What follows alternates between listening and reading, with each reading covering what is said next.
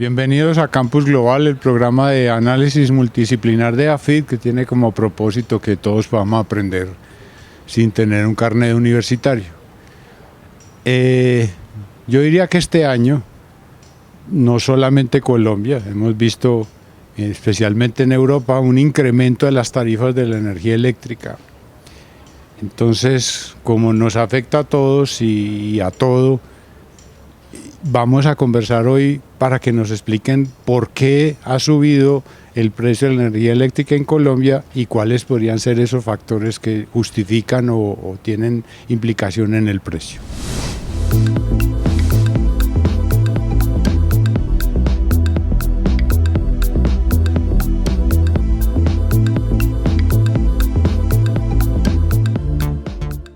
Vamos a preguntarle a Luis Guillermo Vélez, que es tal vez una de las personas que más sabe de regulación en Colombia de energía. ¿Por qué ha subido tanto? Porque alguien pensaría, no, es que si las ha subido a los europeos y lo asocian mucho obviamente con la invasión rusa a Ucrania. Pero de entrada quería como resolver esa inquietud, si el caso nuestro es un caso distinto, tiene otra explicación. El caso nuestro es un poco diferente, Okay. Aunque estos procesos internacionales que tienen que ver con el alza de materias primas están incidiendo, Ajá. pero no de la manera como cree la gente en el costo de generación, sino en otro de los componentes del precio final que se le traslada al consumidor, Juan David. Okay. O sea, Es la eso. estructura del costo, digamos, en Colombia de energía, no, como dicen, no va a estar pues exenta de esas influencias extranjeras, pero es otra fórmula distinta. Hay otra cosa que explica el precio de la energía. ¿Nos podría explicar para nosotros los usuarios que no tenemos ese conocimiento de qué está compuesto ese costo de cuando nos llega la tarifa ahí en la factura al mes? Dice, bueno, ese precio, 200.000 pesos, ¿de dónde salió? ¿Cómo se compone ese precio? Es muy importante ver esa estructura del costo de la energía final. Eso tiene 6 componentes. Seis componentes. Entonces vamos a mencionarlos. La energía eléctrica, digamos, lo que es importante es una energía secundaria que se puede producir a partir de muchas energías primarias. Okay. Listo. Nosotros estaríamos muy afectados si las energías primarias predominantes en nuestro sistema eléctrico fueran, por ejemplo, el gas, Ajá.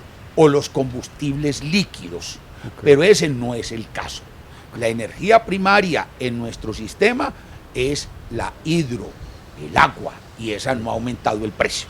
Okay. Bueno, entonces hablamos... Ni ha habido sequías grandes. No estamos en esa situación. De hecho, en el último año hemos tenido una hidrología bastante superior a la media histórica. Okay. Entonces los embalses están bien y ha habido buena generación hidroeléctrica, que eso por el lado, el componente de generación, pues mantiene bajo ese componente. Okay.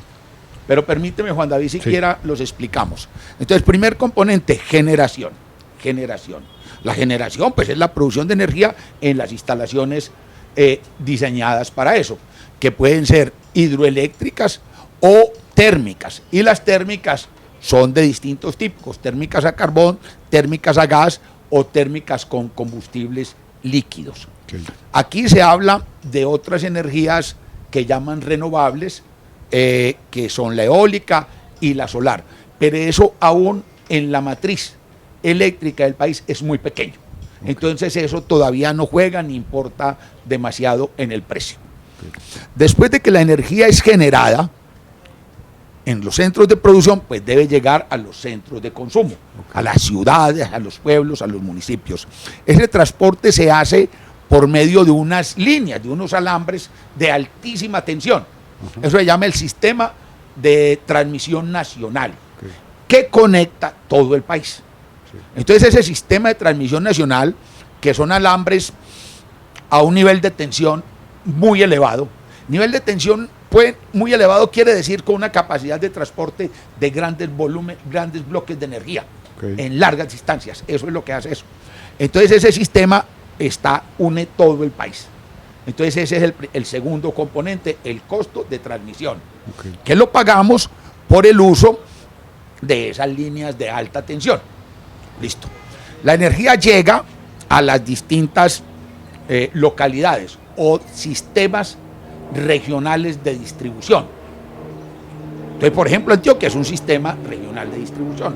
Entonces hay un punto donde el sistema nacional de transmisión se conecta con el sistema de Antioquia, que es el sistema controlado por EPM, y ya empieza el otro componente, la red de distribución, que son también alambres, ¿sí? Pero como ya van a las casas y cosas de esas, y el transporte es de menos distancia, pues entonces esos alambres es menos tensión de suministro.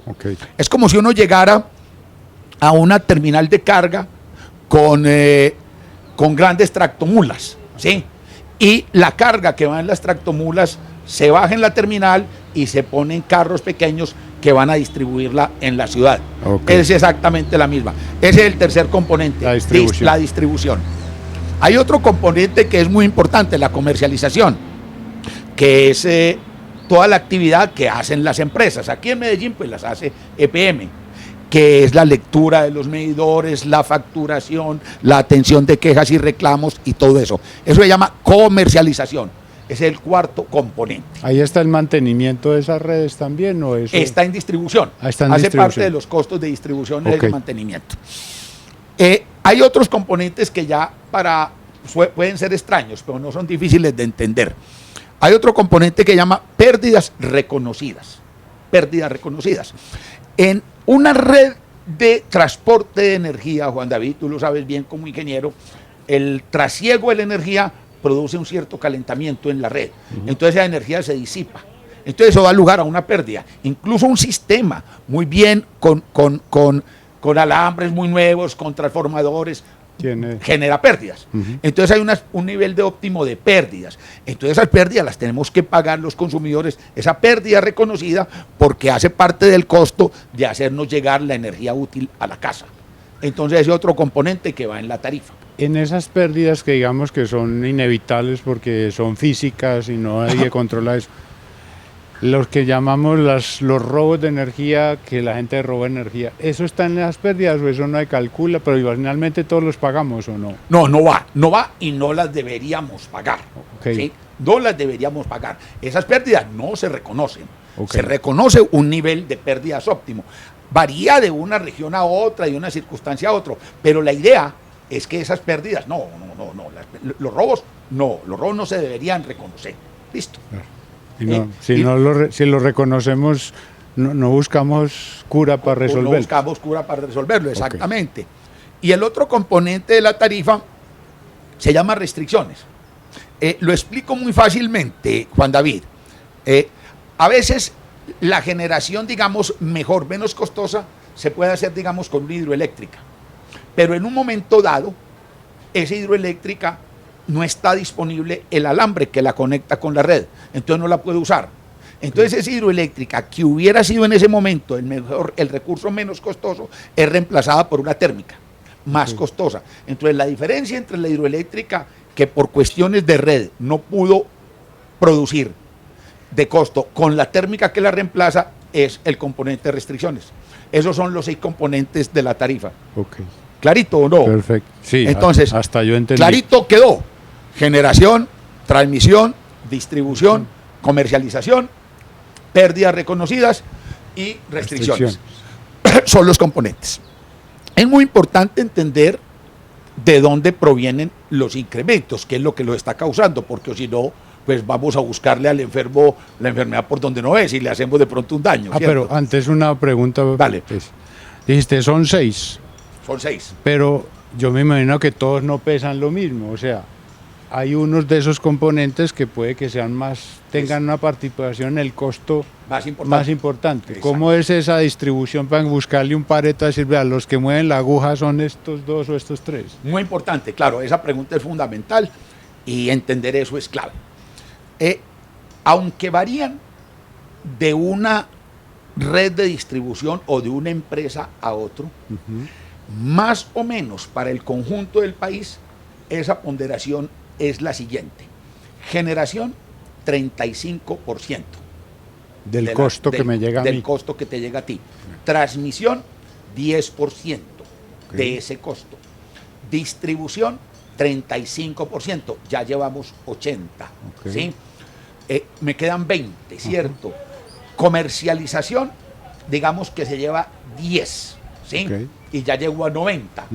Y las pérdidas reconocidas y las restricciones, esas varían a veces, sobre todo las restricciones, se llevan el otro 10%. Entonces el Pareto que tú llamas está en generación, distribución. Que están entre 70 y 80% de un sistema a otro. Bueno. Entonces ahora sí, como con ese detalle, obviamente los precios se mueven, hay cosas que lo explican, pero entonces debe haber unas cosas que me imagino que está en la regulación más, que dicen, vea, este costo de esta parte del precio se vio afectado por esto y por esto y por esto. Entonces ahí ahora sí, ¿qué es lo que le está moviendo la aguja y en cuáles sectores para uno entender por qué se ha disparado el precio? Muy bien, muy bien. Dentro de esos componentes hay uno que se forma en mercado, en proceso de mercado, que es el de generación. El de generación. El costo, las empresas que distribuyen energía eléctrica hacen licitaciones y en esas licitaciones abiertas contratan la energía y hacen contratos de largo plazo.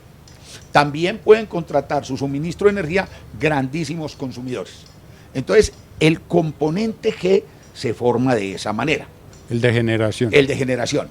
Ahora, el componente G está indexado a veces. Se indexa, hay distintas formas del G, ¿sí? Pero ese es el componente G. Los componentes regulados son distribución. Distribución es un componente regulado. Y esa es la más importante, y vamos a hablar porque la distribución está regulada. Está regulada. ¿Qué quiero decir con regulada? La regulación en el sector eléctrico no es, Juan David, que la CREC, el gobierno, cualquiera diga, cobra esto. No, no es así.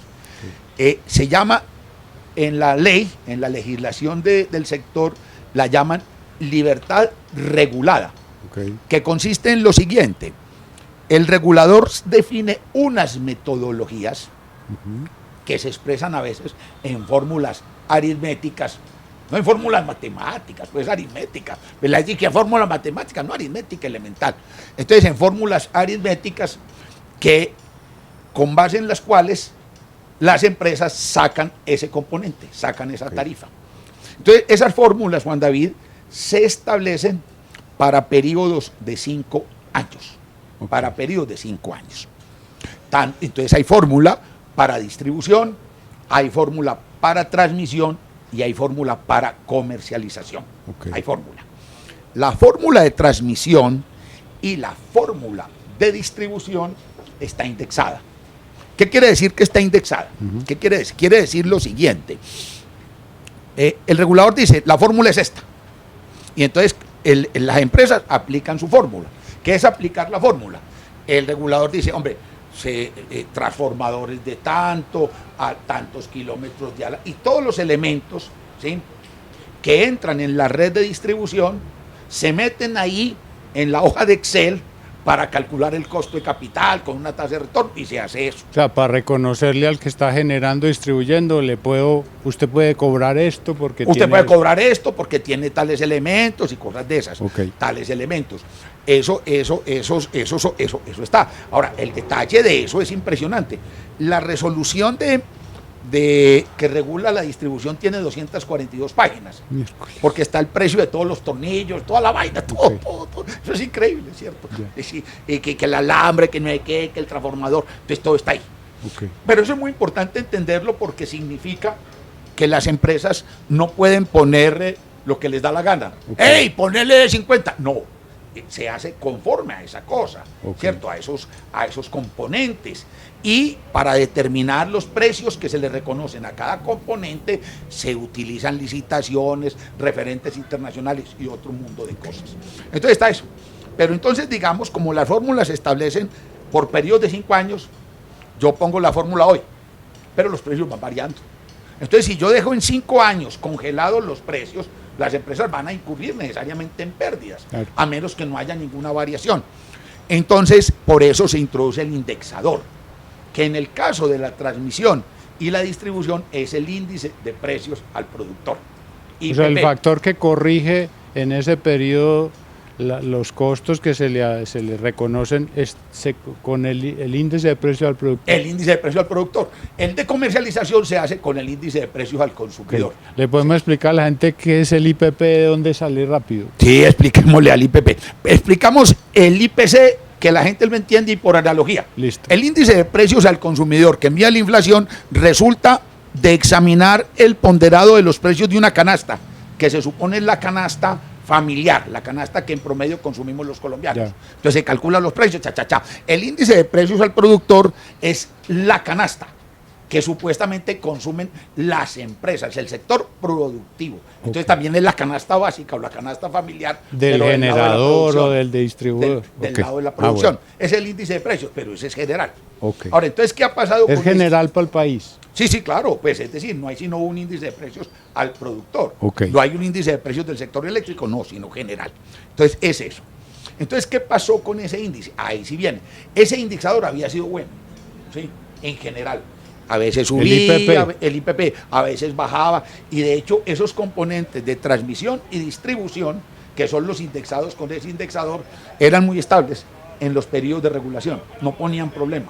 Okay. En otras circunstancias, lo que jalaba más el precio era la generación Juan David, cuando había hidrología bajita y entonces había que meter el parque térmico a producir, a reemplazar la energía menos costosa hidroeléctrica por la energía térmica, okay, que tiene que estar ahí pues para dar ese soporte. Eso se llama firmeza. yeah. Entonces, pero ahora no ha sido por ese lado, porque hemos tenido mucha agua. Okay. Por eso hemos tenido mucha agua. Pero el índice de precio al productor se disparó, porque se han disparado muchos componentes de commodities en el mercado internacional, de precios de materias primas, del alambre, de no sé cuántas, todas esas cosas. Entonces, ¡pau!, eso se disparó. ¿El IPP se disparó? Se disparó. Y entonces arrastró en su destino el componente de distribución y la transmisión. Pero como la transmisión pesa menos, no es tan potente el efecto. Entonces este sí lo disparó. Entonces en el caso de EPM, pues en el último año eso hizo trepar ese componente de distribución como 45% o algo así. Yo publiqué un artículo por ahí en mi blog, invito a leer, voy a hacer propaganda. Lo vamos a poner al final bueno, para que lo lean. Entonces, donde explico con algún detalle esas cosas. Entonces eso fue lo que pasó. En ese artículo que escribí con mi amigo Alfredo Carrasquilla, decimos que eso fue como un cisne negro, ¿sí? Porque el indexador es que llevamos, Juan David, no sé, 25 años de regulación y de indexación con ese indexador, y no había funcionado bien, ya. ¿sí? Y vino y pan y se disparó, y entonces eso fue lo que pasó. Entonces, de esos dos que son pesados en el precio, que son generación y distribución, el que más explica el aumento es la distribución. Sí, ese es el que nos tiene hoy en problemados. Y por la definición de que está conectado la corrección del precio al IPP. Que está conectada la distribución al IPP. Entonces se eleva todo el precio final. Pues sí. Todo el precio final, eso fue lo que pasó. Ahora, pero era un buen indexador, ¿sí me entiendes? Sí. Por eso no es tan bueno, por eso es bueno entender esto. Primero, entender que no es por el lado de generación. Entonces que no corra pues las autoridades a decir, uy, vamos a intervenir el mercado, que están especulando en la bolsa y cosas de ese tipo. No, no es eso, no hay nada de eso, ¿sí? Ni que arranquen a decir, esta empresa ladrones, tampoco. Okay. Era un buen indexador. Y entonces hubo yo creo que hay un problema, Juan David, que nos pasa a veces con muchos arreglos institucionales, ¿sí? Es que no sabemos anticipar cisnes negros. Por eso es que son negros. Entonces, A mí me parece que Expliquemos el cisne negro porque habrá gente que no... habrá gente. Hay un libro, ¿sí? Sí. Que llama El Cisne Negro. ¿Cómo es que llama el señor? No Bueno, hay un señor muy famoso. Sí. Cisne Negro, pongan y sale el libro de ese señor. Se volvió rico con Se eso. volvió rico con esa cosa. Entonces, no, el hombre dice una cosa muy simple. Y es que uno no puede predecir, hacer pronósticos, sino con base en lo que conoce del pasado. Entonces, en general, los pronósticos, los de todo el mundo, Juan David, sí, pueden ser muy sofisticados matemáticamente o cualquier carreta, pero están basados en cosas que se han experimentado en el pasado. Ajá. Algo completamente nuevo no puede predecirse porque es completamente nuevo. Desconocido. Entonces eso es lo que se llama un cisne negro.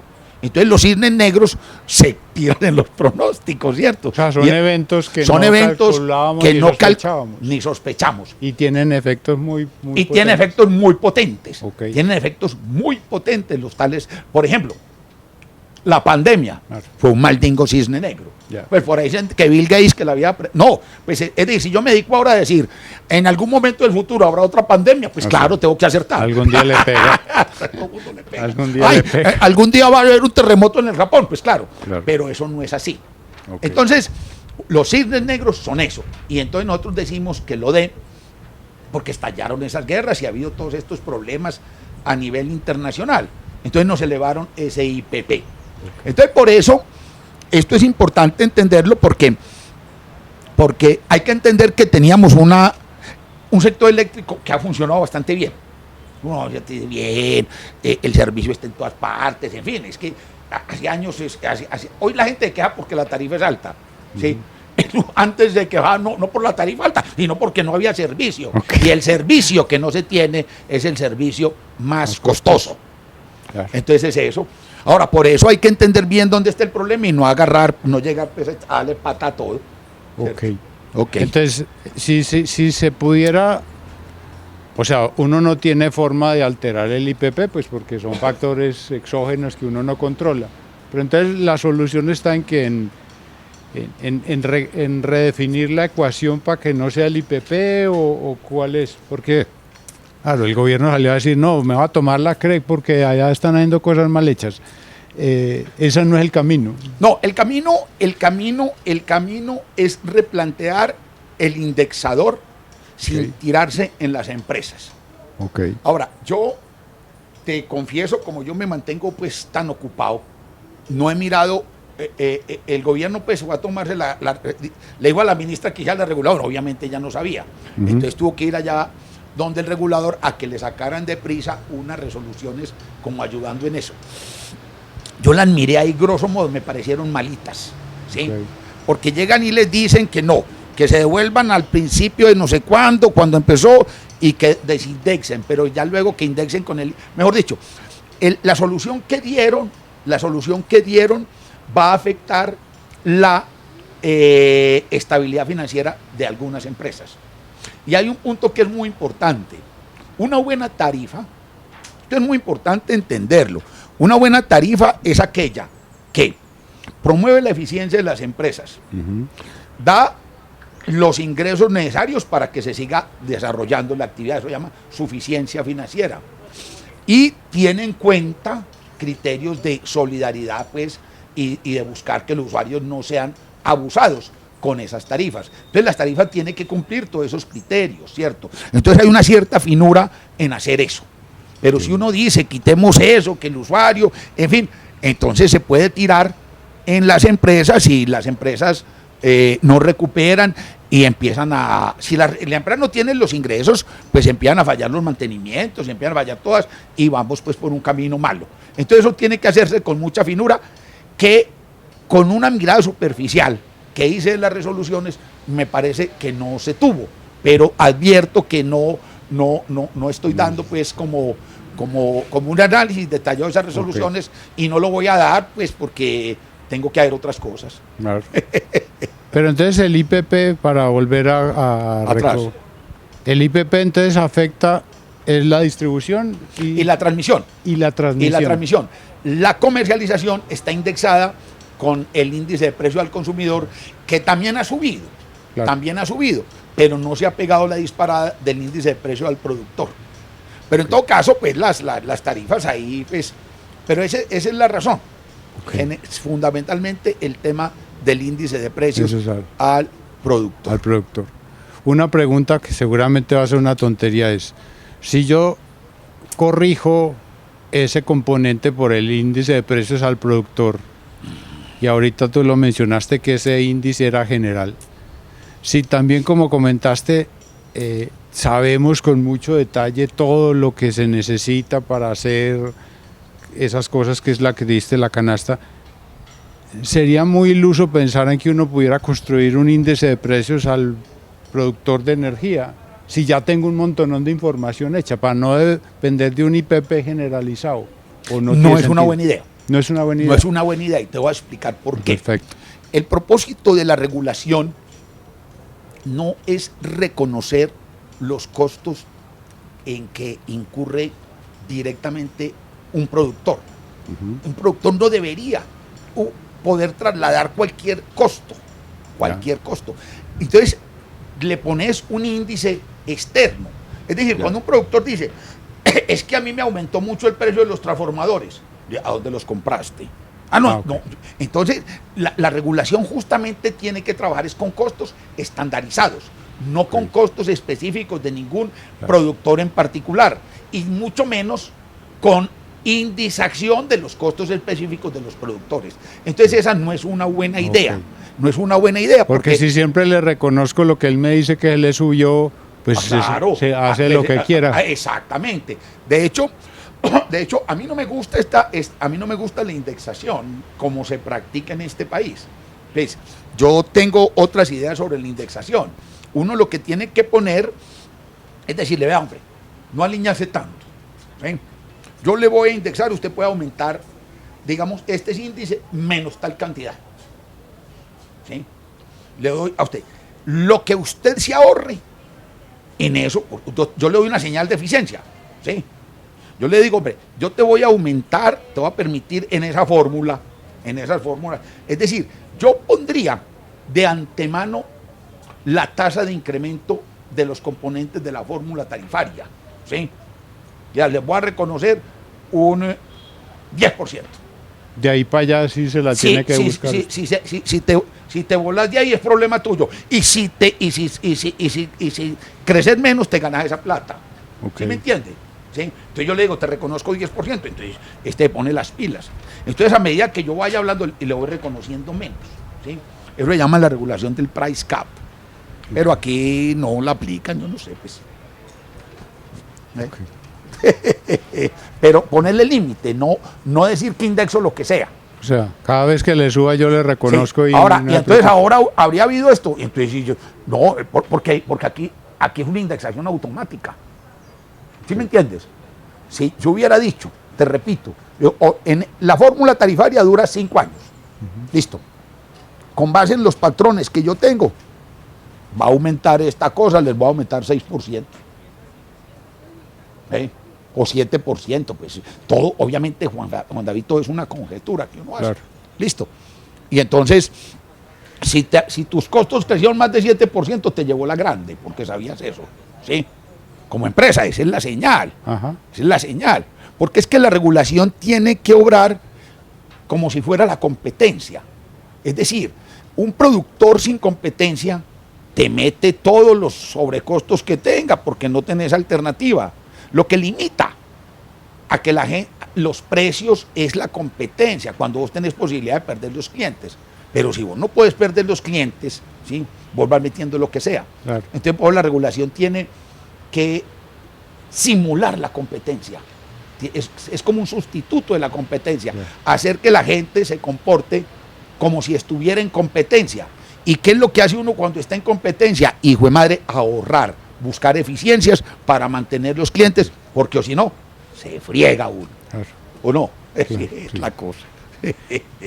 Vos que has sido consultor en estos temas y no solamente en Colombia, porque la gente seguramente el camino fácil es decir, o no están robando, las empresas son unos ladrones, la regulación está hecha para los ricos y no para los pobres, y todo ese discurso pues que es el camino fácil. Vos que has podido tener posibilidad de mirar el escenario ampliado, incluso obviamente aceptando que todos los sistemas en los países son distintos, porque las matrices de producción son distintas, las condiciones son distintas. Pero el que diga que es que el sistema regulatorio en Colombia es pésimo y que está hecho para castigar a la gente, está diciendo bobadas, o tenemos mucha cosa para mejorar y es un sistema regulatorio muy malo. No, está muy equivocado. Está muy equivocado. Tenemos un sistema regulatorio y de mercado bastante bueno. Sí. Y con mucha reputación internacional. Ya. Con mucha reputación internacional. Aquí viene la gente, ¿sí?, a ver las metodologías y las cosas de la Comisión de Regulación de Energía y Gas. Ya. Sí, no, ahí hay gente y hay una cosa que es muy importante. No es que lleguen genios. Los señores que están allá pues son personas buenas, trabajadoras, pero hay un saber acumulado. Okay. Hay una cosa acumulada. Yo no puedo llegar a desbaratar eso porque hay un montón de regulación, de resoluciones, de experiencia, de conocimiento acumulado, de forma correcta de hacer las cosas que hay allí. Obviamente, pues es que la perfección no existe sino en el cielo, pero por sus resultados los conoceréis, ¿sí? Este sistema, en 1992 hubo un racionamiento de energía, que estos muchachitos no saben de eso, ¿sí? Estuvimos casi año y medio, ¿sí?, que la luz se iba a las 5 de la mañana. Había que levantarse antes de las 5 para poderse bañar con agua caliente, y fue mamá. Y volvía por la tarde, ¿sí?, sin energía, llevados del diablo, un sufrimiento y una crisis violenta. Y desde que montamos este esquema de regulación con empresas privadas, con regulación, con competencia, aquí no se ha pagado un bombillo por cuenta de la generación, ¿sí? No ha habido racionamiento y racionamientos ha habido en muchas partes del mundo después de eso. Entonces hemos tenido un sistema que ha sido sostenible, es un sistema vigoroso. Entonces es un sistema donde se está haciendo inversión. Aquí antes de que entrara el sector privado y los capitales extranjeros a invertir, a hacer las centrales, a construir, casi todo iba por cuenta del gobierno, Juan David. Porque como eran empresas estatales, a esas empresas les prestaba la banca multilateral. Yeah. Y la banca multilateral, para la plata que presta, exige garantía de la nación. Entonces, esas empresas eran malas, no recaudaban, esto era un desastre. Entonces, la deuda pública externa de la nación, 30% era por cuenta de las empresas del sector eléctrico, y el 45% del servicio de la deuda externa. Es que el sector eléctrico era el principal problema macroeconómico del país. Era una vena rota. Era una vena rota, el principal problema macroeconómico del país.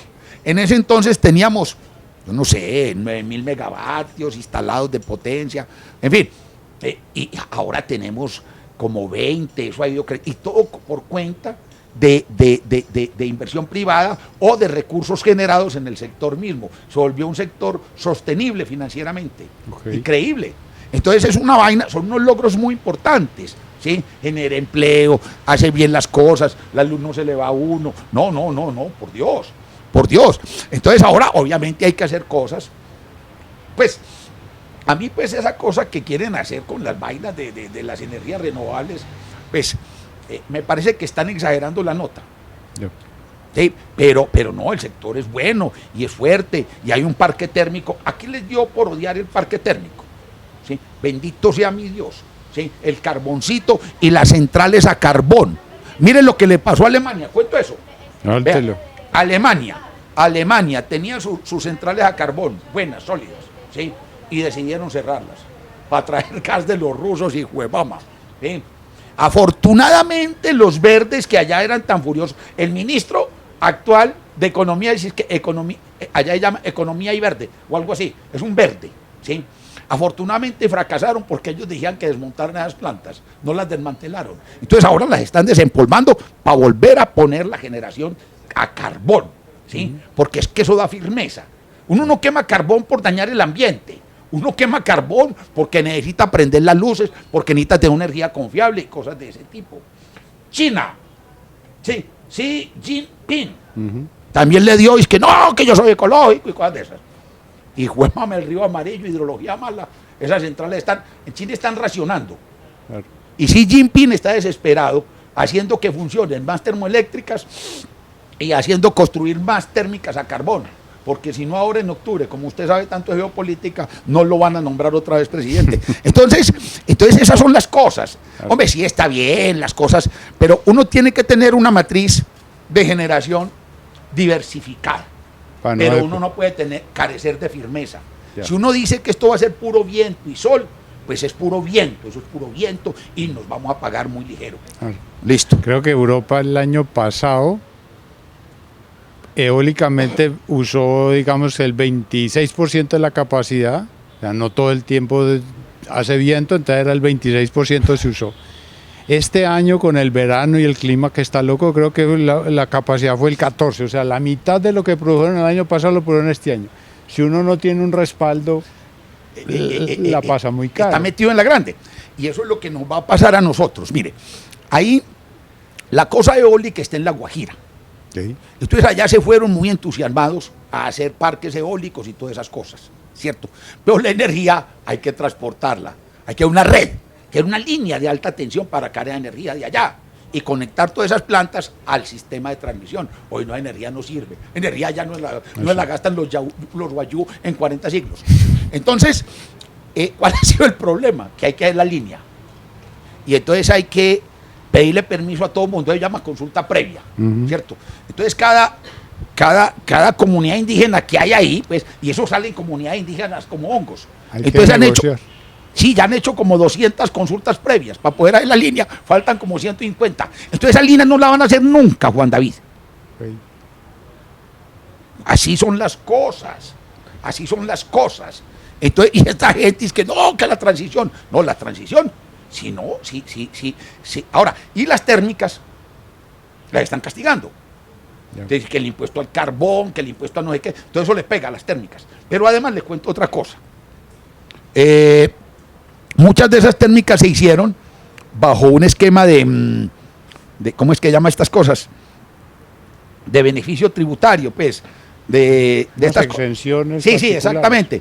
Entonces ahora se las quitaron, se las van a quitar, chao. Cuando la gente lleva pues 10, 20 años, 15 años tratando de sacar la inversión. Entonces aquí la generación térmica se va a volver un lío, y si no hay térmica no hay firmeza, y entonces si no hay viento, si no hay sol, si no hay agua, no hay respaldo a la generación. Todo sistema eléctrico bien diseñado tiene un componente térmico. Los sistemas hidroeléctricos puros no existen, sino en la imaginación de los que no entienden nada de este asunto. Generalmente son sistemas hidrotérmicos. Okay. Hidrotérmicos. Y el térmico es el recurso que uno tiene más. Aquí estamos llenos de carbón. No les digo pues que no. Y además, Juan David, el carbón tampoco es tan horroroso. En el estado de Alberta, porque Canadá es muy grande y los canadienses son muy exigentes en materia ambiental, el componente hídrico está en Quebec, donde están las cataratas del Niágara, pero en Alberta no hay cataratas, y entonces tienen generación térmica, ¿sí? De carbón, porque ellos tienen carbón, y entonces han montado unos sistemas de captura de carbón, pues, parece pues que el humo que sale de ahí de las térmicas de Alberta pues es perfectamente respirable, pues. Entonces, no sé. Entonces también existe tecnología para manejar ese problema. Okay. Listo. De los otros componentes, porque pues todos estamos sintiendo cada vez que vamos al mercado que los precios han subido, alimentos y ahora servicios públicos que también ha subido, pero ese no es el tema de hoy, alcantarillado, un montón de cosas, recolección de basura y todo eso. Yo saqué un artículo, ha subido todos. Sí, todos. Y estaban congeladas. Aquí en Medellín congelaron las tarifas. ¿Qué tal que no? Para lo que se viene, o sea, que pues los pronósticos de inflación siguen siendo altos. Tú dijiste, los componentes poderosos e influyentes son generación y distribución, pero en este caso ha sido distribución y por ese factor de corrección del IPP. Para lo que viene, suponiendo que se corrige eso, que yo creo que es un tema de una establecer una regla. De todas maneras, el índice de precios al consumidor que vos dijiste que era que es el también generalizado, que afecta a factores que no son potentes, pero, o sea, es difícil pensar que vamos a tener energía barata otra vez, por lo menos en el cercano plazo, porque la inflación está disparada y eso va a tocar a los otros componentes. Inflación y todo eso. A ver, Juan David, lo primero que hay que hacerle entender a la gente es que no toda alza de precio quiere decir inflación. Okay. ¿Sí? Los precios son el lenguaje de la economía. Así es como habla la economía. Si uno no deja mover los precios, no entiende lo que está pasando en la economía. Yeah. Los precios llegan y le dicen a la gente, entonces sube el precio de una cosa. ¿Y qué dice? ¡Ey, pilas! Esto está escaso. Yeah. Y entonces alguien que dice, tiene oportunidad, va y entra en ese negocio y empieza a suplir esa actividad. Entonces uno tiene que dejar mover los precios en la economía. La idea de controlar los precios ha sido siempre una locura. Yeah. Una locura. Entonces hay un componente normal del movimiento de los precios que hay que dejar, porque si no, pues no sabemos qué está pasando. Una economía con todos los precios callados, ¿sí?, que no hable nada, uno no sabe qué está pasando en ella, porque como un síntoma, pues, de algo. No, pues es por los precios que se habla en economía, no hay otro mecanismo, Juan David, para decirle a uno que una cosa está escasa, que una cosa hace falta, en fin, que uno debe moderarse en una cosa. Es que somos tantos. Entonces por eso suben los precios, sube la tasa de interés, sube la tasa de cambio. Son cosas que nos están hablando del estado de economía. Okay. Si yo digo voy a controlar los precios, entonces yo no sé, ¿cierto? Yo cierro por completo la comunicación, el lenguaje de la economía. Pero hay otro componente de la inflación, que sí, o del alza de precios, que ese sí es inflación, y ese sí se puede manejar. Okay. ¿Y de dónde proviene? Hombre, pues del gasto público deficitario, incontrolado, del déficit fiscal, ¿sí? Es decir, Juan David, cuando los gobiernos recogen tus impuestos, uno le paga los impuestos y con eso gasta cosas. En principio, aunque es feo, ¿sí?, cuando el gobierno tiene presupuesto equilibrado, entonces te quita vos parte de tu ingreso y lo gasta por ese lado, pues la cosa no es tan horrible, aunque a uno le moleste que le quiten los impuestos. Pero cuando el gobierno te quita impuestos y no le alcanzan, ¿sí?, entonces empieza a tener financiación de esa cosa. Financiación que es o con crédito externo o con crédito interno, ¿sí?, y con financiación monetaria. Entonces, el déficit siempre tira hacia arriba la inflación. Entonces, lo primero es que controlar el déficit fiscal, y evitar la financiación monetaria de ese déficit. Pues, pero lo que se viene es como muy miedoso, porque, bueno, es que la gente que está a cargo es muy complicada, uno no sabe. Para ir terminando, porque ya nos corre el tiempo. Bueno. Por lo que yo entendí, no hay un factor, digamos, estructural, no es falta de agua, no es que el sistema ha colapsado, ni que el sistema sea malo. O sea, por lo menos a los usuarios como nosotros nos tiene que quedar claro, para que no nos van a meter mentiras, es que no es que el sistema esté malo y que han sido gente abusiva y ladrona, sino que hay que hacer unas correcciones, pero que no vayan a decir que hay que cambiar todo el sistema regulatorio ni eléctrico, porque eso es una mentira. Sí, hay que hacer una corrección fina en la indexación. Yo estoy convencido de eso, lo he escrito, pero eso se lo dejaría, pues, a esos muchachos y a gente que trabaja en la Comisión de Regulación, que ellos tienen dos criterios que manejar. Primero, la suficiencia financiera de las empresas. Eso es fundamental, porque si las empresas se quiebran o si no tienen ingresos, esto se vuelve muy maluco, ¿sí? Y conciliar eso, pues, con el interés de evitar esas cosas, porque ya vimos que ese factor, ese indexador había funcionado bien. Entonces hay que corregir eso. ¿Yo qué haría? Yo les hubiera pedido, en lugar de irme tomo la CREG y cosas de esas, hombre, arreglen esto. Okay.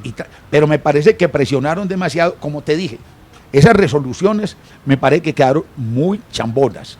Okay. Y le van a pegar al lado de la suficiencia financiera a las empresas, y eso es malo en el largo plazo.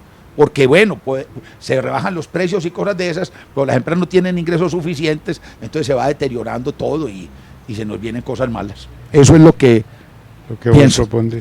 Bueno. No, lo que propongo no, pues, ¿cómo hacerlo? Pues que me consulten, que me paguen eso, pero ya sería otro asunto. Perfecto. Bueno, yo espero que, si yo entendí, creo que muchos entendieron, pues por lo menos tenemos claro que no es una cosa azarosa, sino que es un trabajo, como dices, de un tiempo largo, de gente experta, de conocimiento. El tema que tenemos de regulación no es bueno, por lo que yo te entiendo, de gente experta, no son aprendices los que están en la CREG, que hay que hacer unas correcciones que nos va a costar seguramente un tiempo hacer eso, pero que no es para pensar de que todo está malo y que entonces hay que volver a borrar el tablero y volver a empezar.